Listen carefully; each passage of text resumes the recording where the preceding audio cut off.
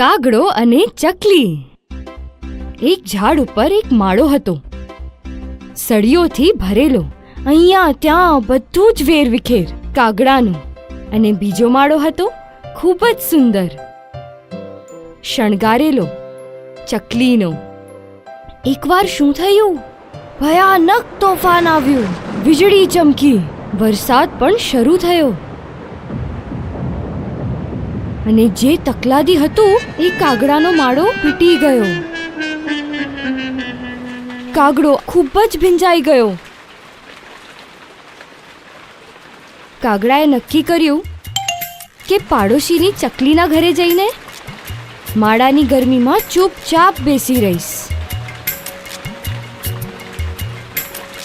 કાગડાએ ચકલીનો દરવાજો ખખડાવ્યો અને કહ્યું, ચકલીબેન, દરવાજો ખોલો.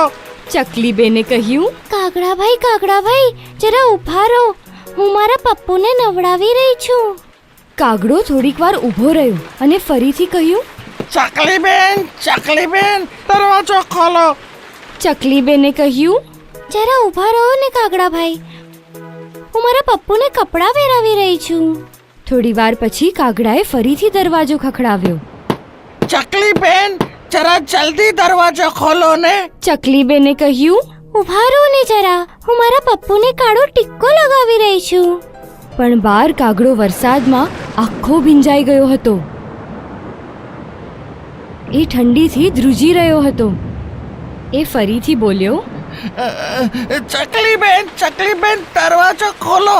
વરસાદમાં ભીંજાઈને હું ઠંડીથી ધ્રુજી રહ્યો છું. આ સાંભળીને ચકલીએ દરવાજો ખોલ્યો. કાગડાભાઈને ઘરમાં બોલાવ્યા, શરીર લૂછવા માટે ટુવાલ આપ્યું અને કહ્યું, કાગડાભાઈ, અહીંયા બેસો, હું હમણાં જ નાઈને આવું છું.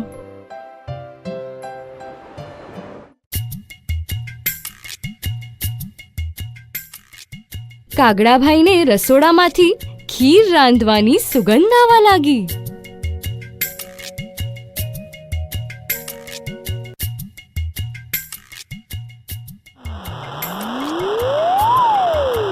એનાથી રહેવાયું નહીં. એ ઉઠીને રસોડામાં ગયો. ગરમા ગરમ ખીરની સુગંધથી કાગડાને લાગી ખૂબ જ ભૂખ. અને પછી શું? એણે બીજું કંઈ જ ન વિચાર્યું. એણે ખીર ચટ કરી નાખી. નાઈને આવીને ચકલીબેને જોયું કે પપ્પુને ખવડાવવાની ખીર કાગડાભાઈએ પૂરી કરી નાખી. અને એને ખૂબ જ ગુસ્સો આવ્યો.